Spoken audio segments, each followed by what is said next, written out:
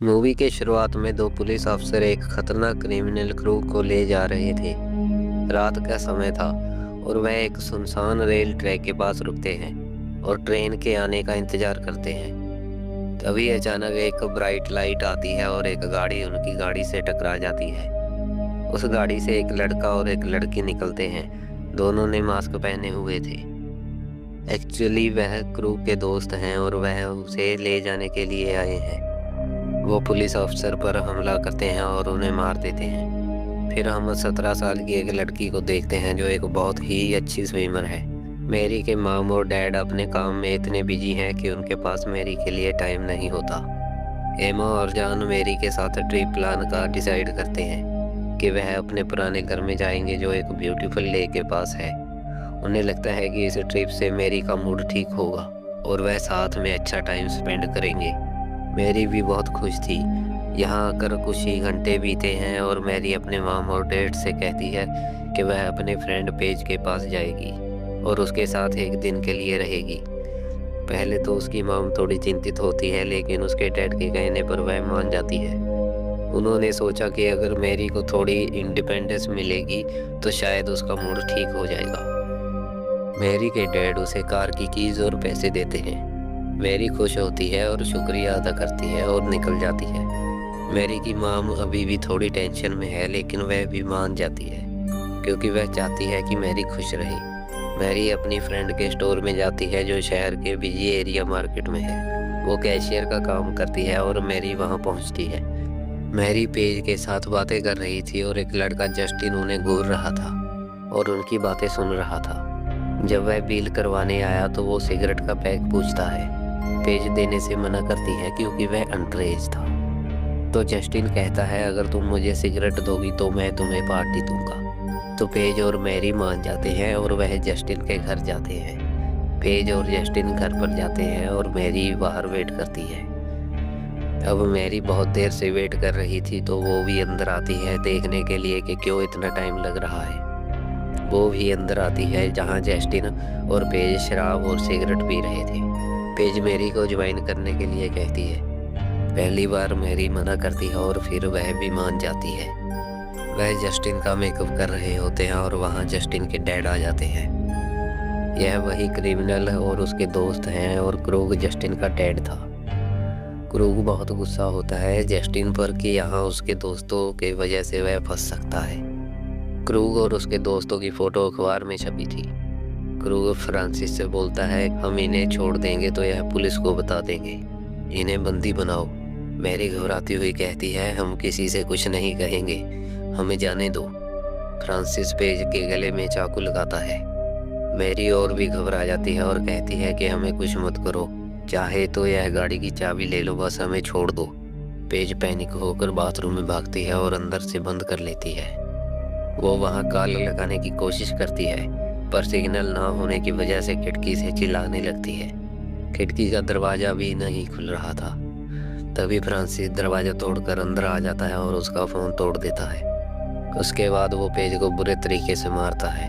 Francis Mary का phone भी तोड़ देता है ताकि वह किसी को कॉल ना कर पाए। क्रू और फ्रांसिस मैरी और पेज को गाड़ी में लेकर उसी रास्ते से जाते हैं जहाँ मैरी का घर था।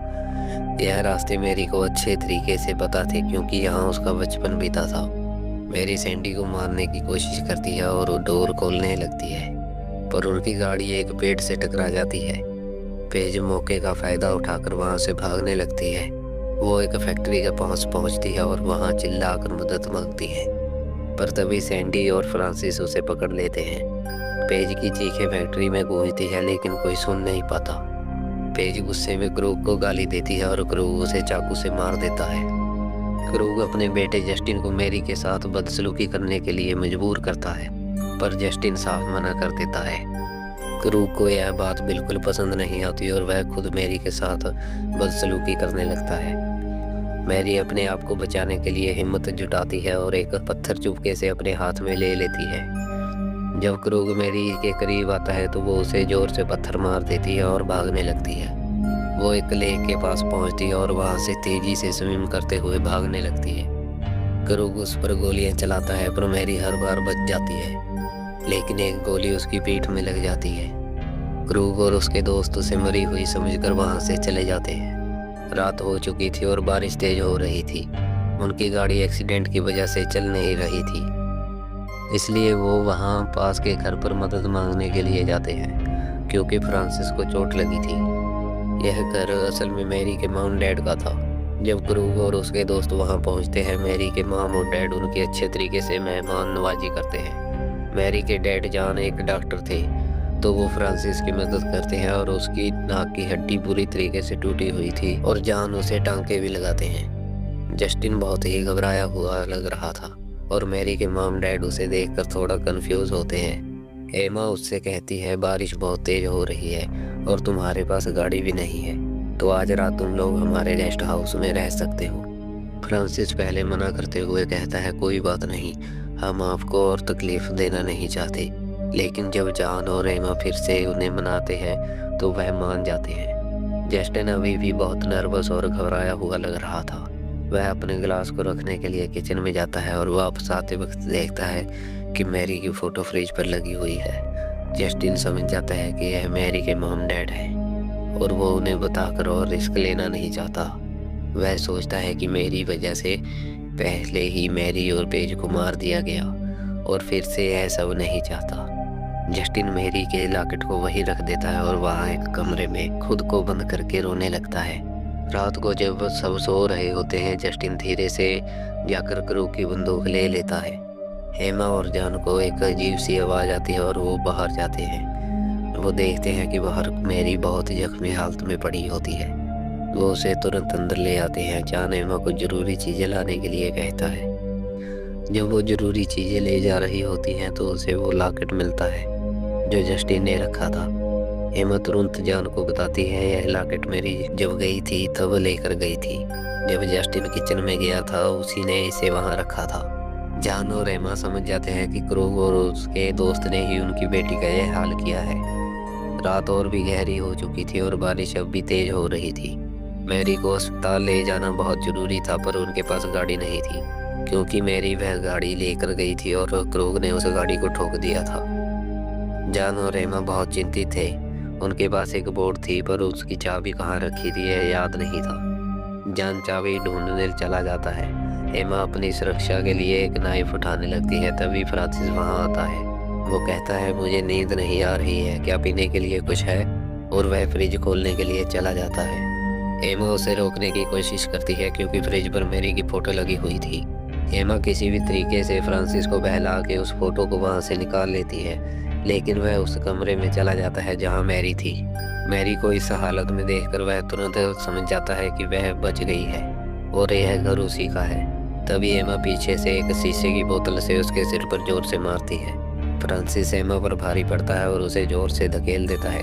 तभी जॉन वहाँ आ जाता है और जॉन फ्रांसिस को एक सिंक में देकर उसके हाथ डालकर स्विच ऑन कर देता है। फ्रांसिस शौक से तड़पने लगता है और फिर जॉन उसे पीछे से एक नुकीली चीज से सिर पर जोर से मार देता है, जिससे फ्रांसिस वहीं पर मर जाता है। एमा और जॉन गेस्ट रूम में धीरे से आगे बढ़ रहे होते हैं, जहाँ क्रेग और सैंडी सो रहे थे।